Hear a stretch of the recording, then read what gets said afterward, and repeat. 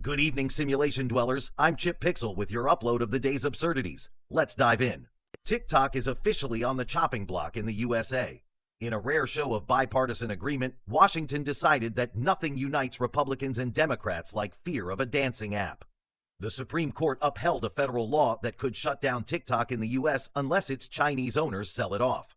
As of January, Apple and Google were ordered to pull TikTok from their app stores, leaving 170 million American users in a state of shock and withdrawal. And now half of Gen Z is wandering around rehearsing dances with nowhere to post them. VPN sales are through the roof as dedicated creators try to sneak back into TikTok's algorithm from abroad. Congress, meanwhile, patted itself on the back for finally tackling big tech, because clearly banning lip-sync videos was the most pressing issue. Next on their agenda, outlawing those weird AI-generated Drake songs that slap just a little too hard. And over on the formerly known as Twitter, chaos remains the platform's only constant. Twitter, or X, as owner Elon Musk insists we call it, has some users confused and annoyed. We're now supposed to say, I posted an X, or I zeeted, which frankly sounds like something you'd need a tissue for. Musk keeps tweaking features like he's playing whack-a-mole with the user base. He's floated removing the block button, making everyone's feed an algo-fed free-for-all, and charging for basic features one tweet at a time. At this rate, by next year we might need a loan to afford a retweet. On the plus side, at least we still have the option to log off and touch grass, unless Musk buys grass and slaps an X on it too.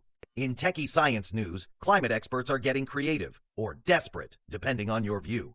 Some researchers have proposed a moonshot plan to fight global warming by firing plumes of moon dust into space to deflect the sun's rays.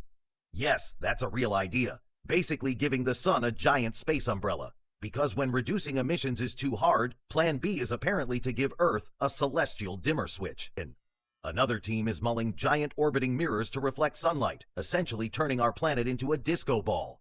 I can't wait for future weather reports. Tomorrow will be partly mirrored with a chance of fabulous. Hey, at least it's a plan, albeit one that sounds like it was devised after a marathon of old James Bond movies. And speaking of bizarre online trends, and let's be honest, we always are, let's talk about the NPC streamer phenomenon.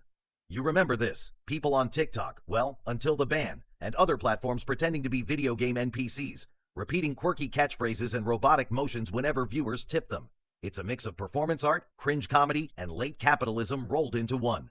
The trend hasn't died, it's evolved, and now some of these human NPCs have moved to streaming on other apps or even in real life.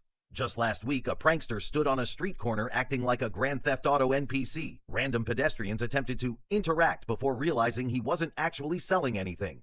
Sociologists are divided on whether this trend is a commentary on modern alienation or just an excuse for people to make money by saying, "Wow, amazing," on loop.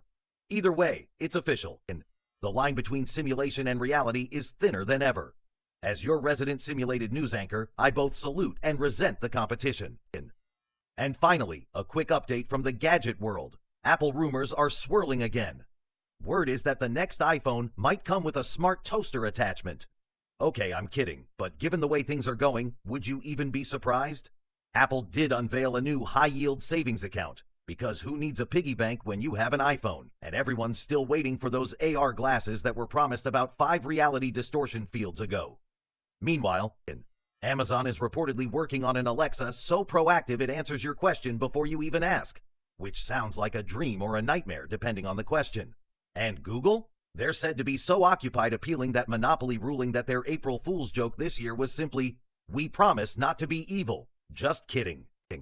That's the state of our world, folks, where the internet might vanish, the sun might get a dimmer switch, and humans pretend to be NPCs for cash. Just another day in the simulation.